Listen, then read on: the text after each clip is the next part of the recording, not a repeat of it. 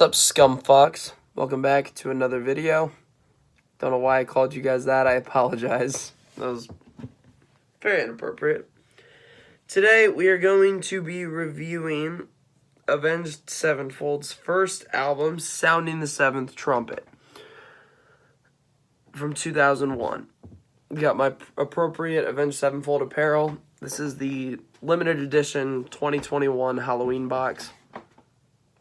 So, yeah, I get the Halloween box every year because I'm very loyal to Avenged Sevenfold, my favorite band in the world. So, I actually did do this one track by track, and I always told you if I had the physical copy with me, I would show it to you. Here it is. This is Sounding the Seventh Trumpet. The CD's in my truck.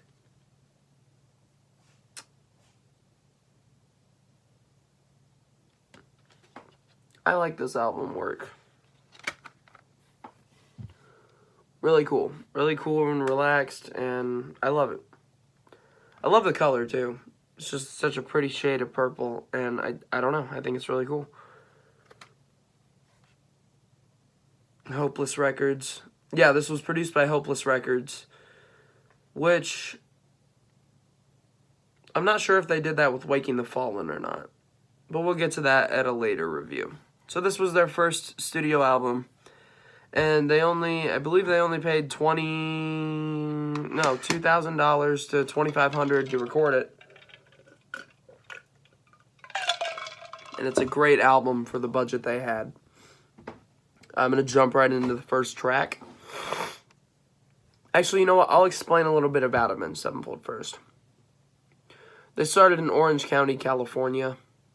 I believe they got together first in like 1999-ish and started doing shit, rehearsing and coming up with song names, and they came up with the band name. So, yeah, they started in the lead singer's garage 23 years ago, and here we are now with their current music. The latest stuff we know of is The Stage, which is not as good as previous stuff, but we're going to do Sounding the Seventh Trumpet today. This is where it all began, and they were heavy metal back then. I would almost go as far to say that some of this is death metal. Definitely some dark metal in there. I don't really see black metal influence, but it's really good. Definitely some death metal. The first track, To End the Rapture, it's more like an intro track. I believe it's only about a minute long. And I remember the first time I ever heard this track. It was different from anything I'd ever heard before in a metal song. And it has like an extreme undergroundness, but it's really good at the same time. Yeah, so I mean, I just thought it was really interesting. You know, you get these really weird vocal harmonies in this song, or in this whole album, and it's just something you've never heard before, and you got to warm up to it. Because at first, the first time you listen to it, you're like, oh, this isn't normal Avenged Sevenfold, this is terrible, brr, brr, brr. And then you unboomer yourself, and you know, because this is how I was the first time I listened to it. I fucking hated it. And then I listened to it again, and I was like, okay, this album's really good. This album is really good. I mean, just take a look at it. It's pretty cool. For some reason, okay, I don't know what I'm saying. Second track, Turn the Other Way. Okay, the guitar work is a bit repetitive in the middle. That is the only real complaint I have about this, song. The lyrics are very dark, like extremely dark. The opening line is slit my wrist, take away the pain, slit my throat, there's no one to blame. Holy shit. Yeah, they're so fucking dark, and now we have stuff like The Stage. So, yeah, I don't know. I'm excited to see what their new album is like. I heard there's supposed to be some jazz elements,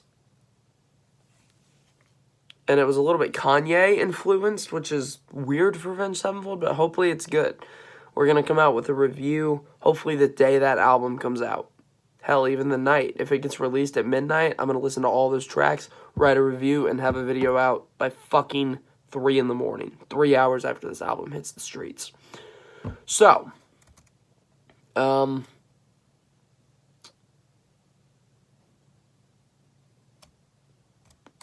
know where that came from. What did I say? Okay, it's extremely heavy, but Turn the Other Way, this is different from any other metal style I've really heard before. I love this song. The meaning is beautiful, in a certain way, of course. The lyrics, I've been wrong, I've been the wrong one time and time again, sound very emotionally accurate, if that's a good way to put it. You can just hear it in Matt Shadow's voice, The vocal harmonies there are absolutely gorgeous. And has a very calm ending to the song. Third track, alright. Darkness Surrounding. This one is a really fucking good one. It slams you in the face. Literally, just right in the fucking face. Very interesting vocal harmonies. Like, I swear, I've never heard anything like this before. And I don't know, you don't like it at first, and then you start to love it. It's just one of those albums. This was actually the song that got me into this album, because it's an absolute headbanger. The drums are, kind of sloppy, but in a good way. You can tell it was almost self-produced, and for it to sound this good is pretty amazing. The riffs are absolutely heavy in this one. They're so fucking heavy. And that's what, makes it a headbanger. There's one riff, you gotta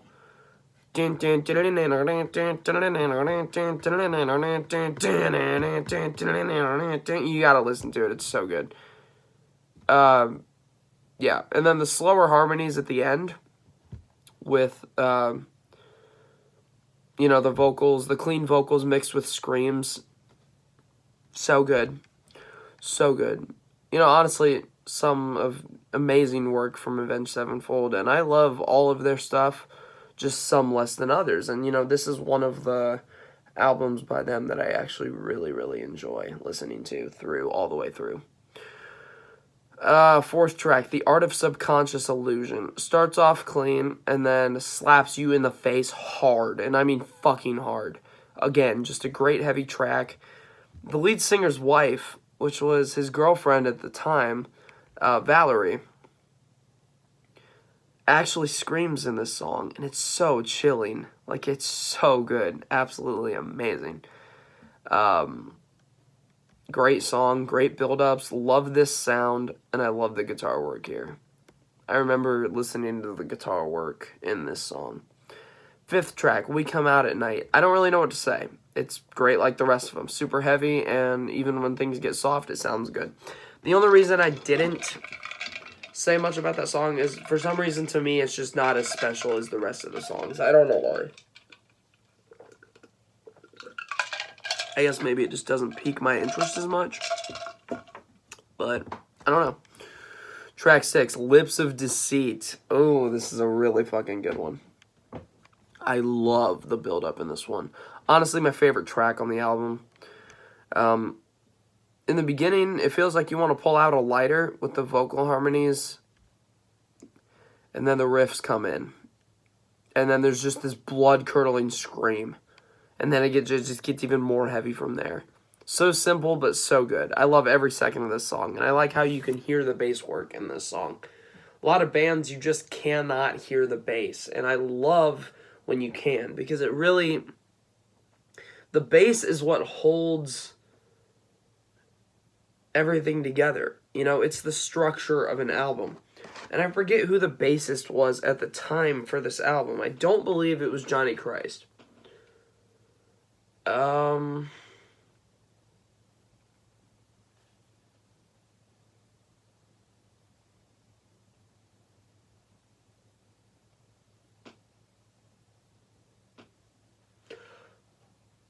Okay, I just read something that I didn't know.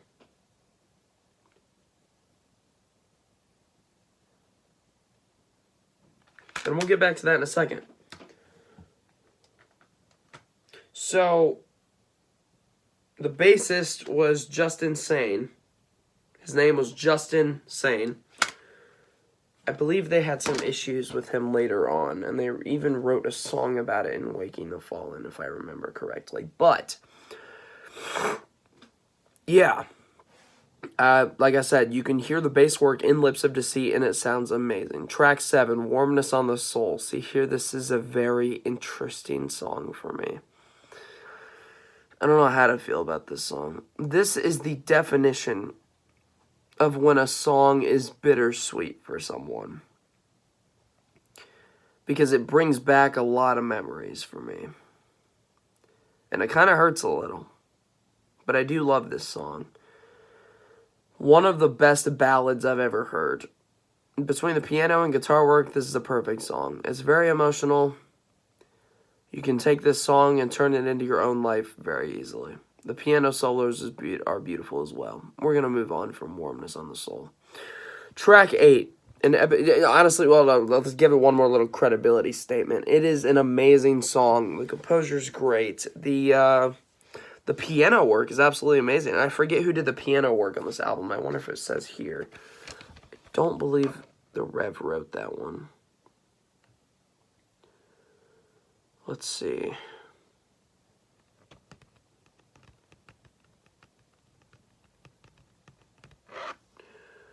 Recorded at West Beach, Hollywood, California.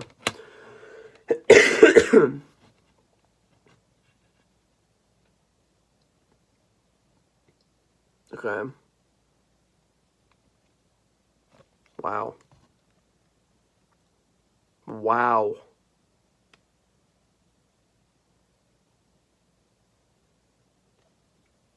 I don't know who did the piano. It pretty much mentions everything in here but piano work. But it was great. Track 8, An Epic of Time Wasted. And yes, this is going to be a longer review. This song is extremely fast-paced. I believe it is about the memories that two people have together, and that there's just a lot of blame. There's just a lot of blame in the lyrics.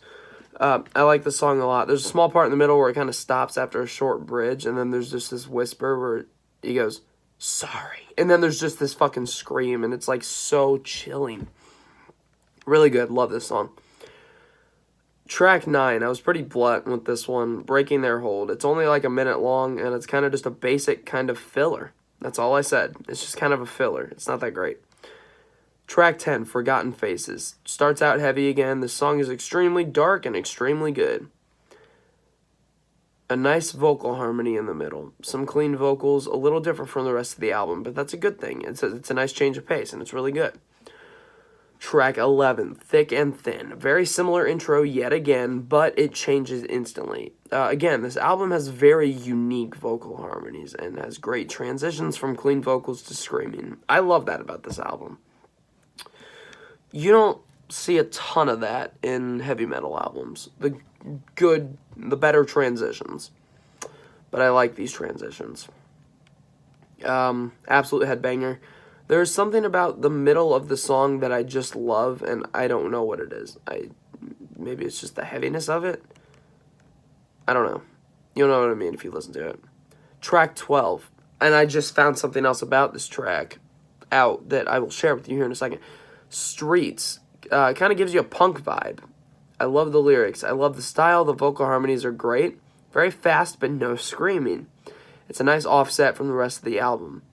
And I think it has a great meaning. A lot of people can take this album and apply it to their life. Very good. So,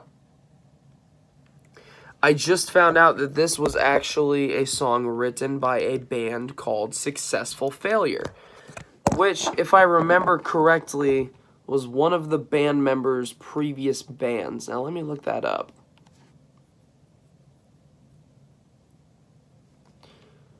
Let me hook up to my Wi-Fi here. Avenged Sevenfold. Successful Failure.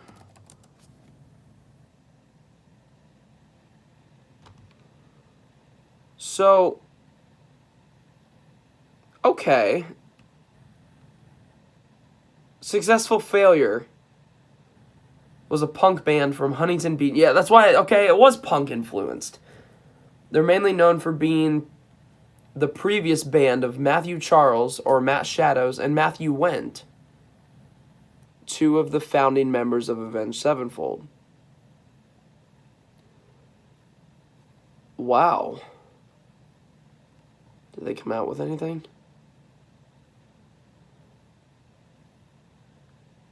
A CD that was self-released in 1998. Dude, that's like high school shit. I'm gonna have to check this one out. We might have to review Successful Failure. Holy shit. Yeah, so that's where Streets came from, I guess. And then Avenged Sevenfold just remastered it 3 years later. Cool. I'm going to change that overall rating. Okay. Track 13, Shattered by Broken Dreams. Starts off acoustic, which I really, really like. It's another ballad. A lot of diversity in this song. It's a very downhearted song, but it makes you think. The transition / build up to the screaming is really good. This is a story of a friend who's trying to help another one. Good way to end the album. I kept it to that. Overall notes. This is always my favorite part because it gets to explain all the true feelings I have for the album. Drums get a little sloppy at the end. No offense, Jimmy. I'm proud of you for being that one-take man. True Avenged Sevenfold fans know what I'm talking about. Gotta love the rev. Love the album art. Not 100% sure what it represents. I keep looking at it. Still don't know what it represents. But it's very awesome. And it somehow fits the album. Guitar work is good. Drums are good. If I do remember correctly, they were not guided by someone else until their 2003 record was being recorded. And then they kind of had help putting the album together. I love this album, and it definitely got me through some tough times. So that leaves my overall album rating with an 80 out of 100. That gives it an 8 out of 10. Great album. I love early Avenged Sevenfold's work. So good. I honestly love all of their work. It's just so diverse, and I love it. I love all of it. So that's my honest album review. This is another metal album, so I'm going to go ahead and say this. Stay metal, guys. I hope you guys are enjoying your day, night, evening, morning, wherever you are, whatever time of day it is. Just peace out. You guys have a good day.